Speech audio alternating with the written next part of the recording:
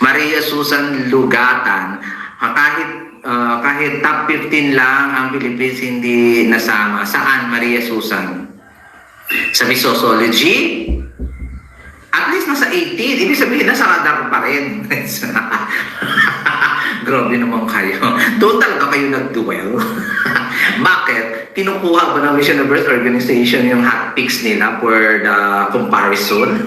Hindi naman. Huwag kayong mag-duel sa hot picks ng mga page. Ano ba kayo? Opinion nila yun, i-respeto natin yun. I-respeto natin yun kung ano ang opinion ng mga page. Kasi doon nila nakikita na hanggang dito ka lang, hanggang dyan. For this moment lang naman yun. For this, halimbawa kung hanggang kayo nila yung sinurvey o ganun lang yun.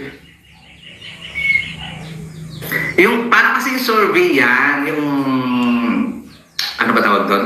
Yung mga hot picks and prediction. Parang survey yan sa mga tao. Parang survey din yan sa mga lalong-lalo. Ako hindi ako kasi nag-base sa tao. Nag-base ako sa instinct ko when it comes sa pag-predict ko at sa pagbigay ko ng aking hot picks ng bonggang-bongga. Doon talaga ako nag-base. Doon sa kutob ko, sa instinct ko. Hindi ako nag-base na, gusto ng mga tao si ganito, gusto ng tao si ganito, walang ganun be. Hindi niyo ako magugoyo. Iba yung nakikita ko, no? Iba yung nakikita niyo. Huwag kayong ma-stress dahil hindi pasok ng prediction ni ganito, prediction ni ganito. Hindi yun nagmamatter. Lahat ng mga prediction namin, hindi yun nagmamatter sa organization. Mabuti naman sana kung kinokollect yun ng organization, tapos, bongga si Mrs. Rizzi, pasok si Philippines, ganyan. Ay, bongga kay RG, pasok si Philippines. Ay, bongga si ganito. Walang ganun. Organization ang magdidesisyon kung sinong mananalo, hindi ang page. Nakakaloka kayo, hindi ko kayo mag-gets.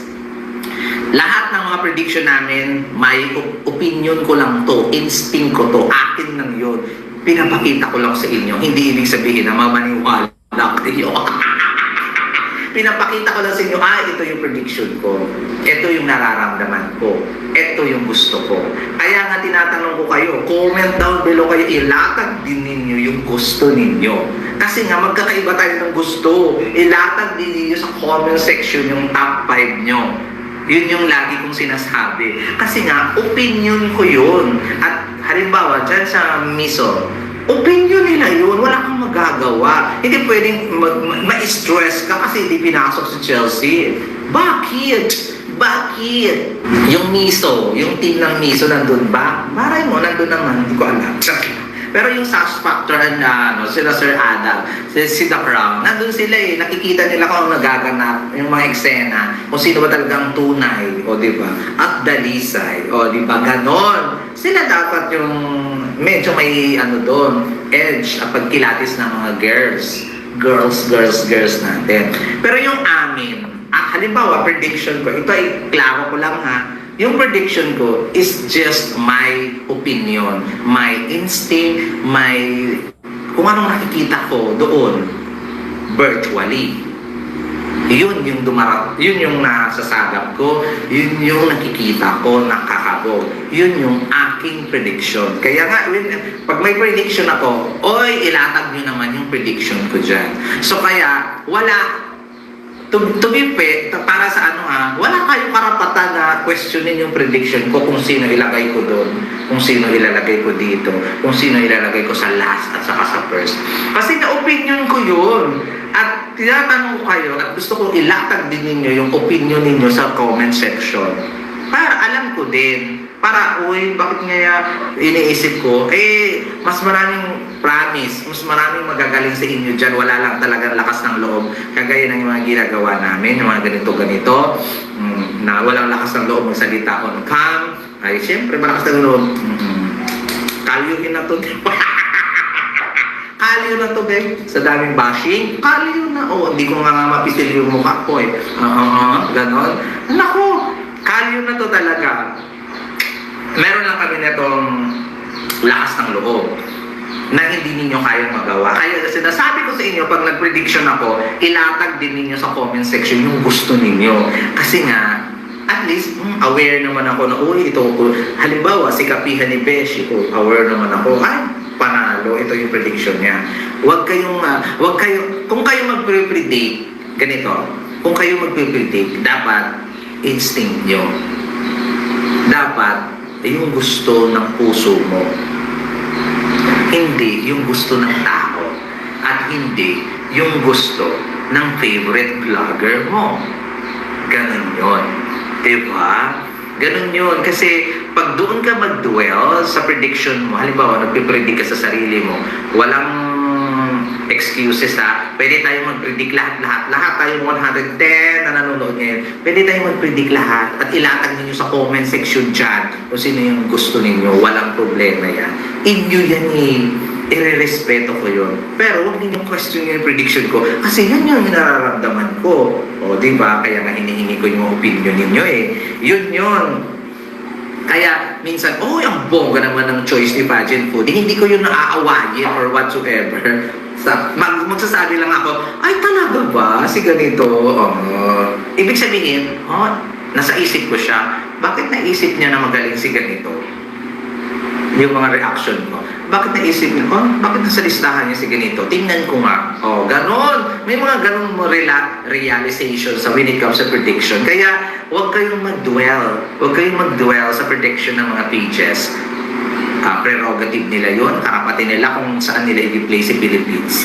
At huwag kayong ma-stress, ma-anxiety sa mga ganyan. Hindi kayo nakatulog kasi si Missology, number 18 si Philippines. Ano yun? Hindi dapat yun. Dapat hindi pumapasok sa utak mo yun. Para sa'yo, number 1 si Philippines. Hindi, number 1 mo si Philippines. That's all that matters. Ganun lang guys. Pinapaintindi ko lang sa inyo yung prediction. Yung prediction ay yung kutob ko, kutob ni Missology, kutob ni RJ Ignacio, kutob ni Mama Sam, kutob ng lahat ng mga vloggers, kutob ng The Crown. Yun lang yun. Kaya nga prediction na sinasabi. Prediction or hot picks or ano pa ang dapat nilang tawagin. So, ayun yung point, guys, ha? Huwag kayong mag-dwell. Halimbawa, nilagay nila si Chelsea sa top 20. Huwag niyong aawayin yung miso. Yun yung, nila eh. Yun yung point of view nila. Huwag. Kasi, hindi maganda sa health. Hindi maganda sa mental health natin. Kasi nag-iisip kayo eh. Ikaw, eager na eager ka. Pilipino ka pa naman. Ganyan-ganyan ka. Halimbawa, yung mga previous Miss Philippines natin, hindi ko talaga nilalagay yung kila Gasini, kila Rabia, hindi ko ipinipick sa number 1 dahil alam kong hindi. For me. Kung sa inyo, kung gusto niyo mag-Miss Universe, it's for you. It's for you na ilagay, karapatan mo yung ilagay sa number 1 at wala sa'yo kumukontra niyan dahil yun yung observation mo. Kaya next time guys, may prediction ako, panoorin lang ninyo. Tapos, hi Jason, ito talaga yung top 10 ko. Bahala ka dyan sa prediction mo, mga gamon. I-comment ninyo yung prediction niyo. Ito talaga, di matutuwa pa akong magbasa. Kaysa naman, relevant ka ba? Nandito ka ba sa Mexico? Nandito siya? Talaga ba? Kaya nga nagpe-predict ako. Ibig sabihin, prediction ko. Sino ka ba? Mga ganun yung kino-comment. Maluloka ka na lang, nakakatawa. Yun yung nakakatawa minsan. Relevant ka ba? Hindi ka naman magaling. Ano connection? Pwede ka mag-prediction dyan. Pwede ka mag-prediction sa Facebook mo, i-post mo, mga etyosera, kayo mga vlogger kayo. Para sa akin, ito ang bongga. Ito ang number 1. I-post mo doon. Diba? Ganun lang yun. Yun, kung opinion ninyo, ito si number 1, number 2, number 3, number 4, number 5, it's valid. I-post ninyo kung gusto nyo. Ilatag din ninyo sa comment section kung ayaw ninyo mag-post. Diba? At amin lang din yun. Siyempre, yun yung nararamdaman namin. Ano kaya nararamdaman ni RJ? Bakit nasa? Ano kaya nararamdaman ni Mama So? Ganon? Magdidepend ako sa mga gusto nila, hindi yung gusto ko. Di nakakaloka yun. Hindi pwede yun. Akin yung gusto ko. Channel ko to. Ganon. Ganon. Kaya may karapatan si Miso kung saan niya ilalagay sa Philippines 19, 20, 21, 22 hanggang 31. Karapatan nila yun. Huwag ninyong awayin yung Miso. Nakakaloka. Sumasakit yung ulo ko. Wait lang. Magkaka-wrinkles. Ang arte wrinkles. Wrinkles. Ayun yung ipaalala ko lang sa inyo nakakaloka. Magbabago pa naman ang prediction nila after prelims. Usually doon medyo tumatama ang prediction nila. Sabi ni David, oo, totoo yan. Kasi so far, yun naman nakikita nila, irespeto po natin. Huwag tayong makipagbardagutan doon sa comment section. Ilatag mo rin doon para, hoy, ito yung akin. O, ilatag mo. O, para sa akin, ito yung mga o, babasahin nila yan. Kasi yung feedback ng kanilang prediction, doon din silang bibig sa susunod nilang prediction kung bakit ganon. Kaya, kalma. Huwag ninyong isa puso at saka isa isip yan. Magkaka-anxiety kayo niyan, guys.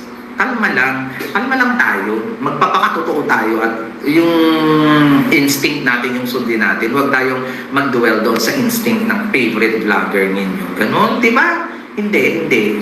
Mangingibabaw dapat yung kutob mo. Ay, ito talaga. Dapat yun yung mangingibabaw, hindi yung kutob ng favorite vlogger mo, favorite page mo. No. Huwag ganon. Huwag ninyong hayaan ng lukubin. Lukubin ang pag-iisip ninyo ng ibang tao. Dapat ikaw ang mastermind dyan. Diba? Dapat ganun, guys.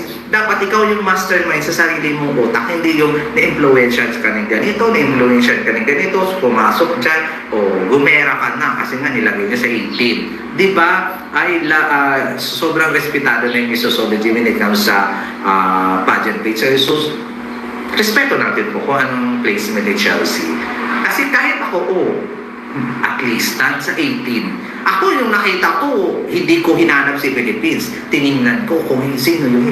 Noong una ko nakita, totoo yan, tinano ko. Hindi ko siya hinanap si Philippines. Tiningnan ko kung sino yung mga nasa listahan nila na wala ako. Then, kung meron sa listahan nila na wala ako, obserbahan ko yung girl na yun. Tingnan ko, bakit nasa hotpick siya ng Misosology? Bakit nasa hotpick siya ni Mama Sam? Bakit nasa hotpick siya ni RJ? Titingnan ko siya. Re-research ko siya. Tingnan ko lahat ng eksena niya. Ay, kabog pala. Ipapasok ko rin siya. Hindi yun gaya-gaya. Kasi nga, naobserbahan nila yun. Ibig sabihin, hindi ko siya nakita. Hindi ko siya naobserbahan. Ganun niyang yun. So, sa mga naobserbahan nila mga girls, bawat isa, kasi sa hot picks, guys, ang hirap talaga, ang daming magagaling. Ganito kasi yun, ililista mo lahat ng mga posibleng makakuha at nasaradahan mo. Tapos itatantos mo, check ba ito sa OOTD, check ba ito sa mukha, check ba ito sa ganito, check ba ito sa ganitong level, check, i-check mo. Ang hindi mo na-check doon, ibababa mo na siya. Ang matitira doon sa taas, yung na-checkan mo, pang Miss Universe ba, engaging ba, mabait ba, i-check mo yan. Hanggang sa mga tira na lang ay kukonte. So, hindi mo siya namamalayan kung sino. Halimbawa, lalo na pag may category ka talaga when it comes sa pag-predict. Halimbawa, may mga Kaya nga minsan, bago kayo mag-react daw sa prediction ng isang tao, alamin nyo muna kung saan yung basis. Yung basis kung bakit niya yun na-predict. Talin mo. Kasi may basis na mukha lang. May basis na OOTD lang. At may basis na galawan lang. Alamin nyo mo yan, hindi basis na overall impact. Normally, yung overall sa final hot prediction na yun, nilalabas. Yung overall na bagang pagsisiyasat sa mga isa-isa. Sa finals na yon, sa finals na nila yon, ilalabas talaga. Kasi kung yung basis mo lang from day 1 to day 5, mahirap makuha kung sino ang pang Miss Universe dyan. Kung nakita mo nagsishine, shine, bright, ganon. Kaya ganon, wag kayong sabi ko nga, huwag ninyong hayaang pumasok dito at mga favorite vlogger ninyo yung lukubin yung utak ninyo at talagang magti-trigger yung inis at galit sa mga puso ninyo. No. Kung ano yung nasa puso at kutob ninyo, ipaglaban ninyo yun. Kasi yun yung karapatan mo. No? Halimbawa, kung ina-number 1 ko dyan si Dominican Republic na sobrang arte. Siyempre, karapatan ko yung number 1 siya. Siya sa number 1. For sure, magkakalaiti yung mga viewers. Kung narrow-minded. Pag open-minded ka, Diesel, number 1 mo siya. Ilalagay ko siya sa number 10 ko. Gano'n, ito yung akin, ewan ko sa'yo. Gano'n. Hindi yung, Anong karapatan mo mag-predict? Kilala ka ba? Nasa Mexico ka ba? Ha? Ang dami na Pag yan yung nababasa ko sa comment section, natatawa na ako at ang ibig sabihin nun ay, God bless you po na lang ang i-reply ko sa'yo. Alam mo kung bakit? Kawawa ka naman. Kaya sabi ko, God bless you, kasi naaawa ako sa'yo. Bakit ganyan yung demeanor mo? Ganyan yung sinasabi mo? I-prediction ko to. Karapatan ko kung sino ilalagay ko dyan. Ganun lang po yung kaya kalma.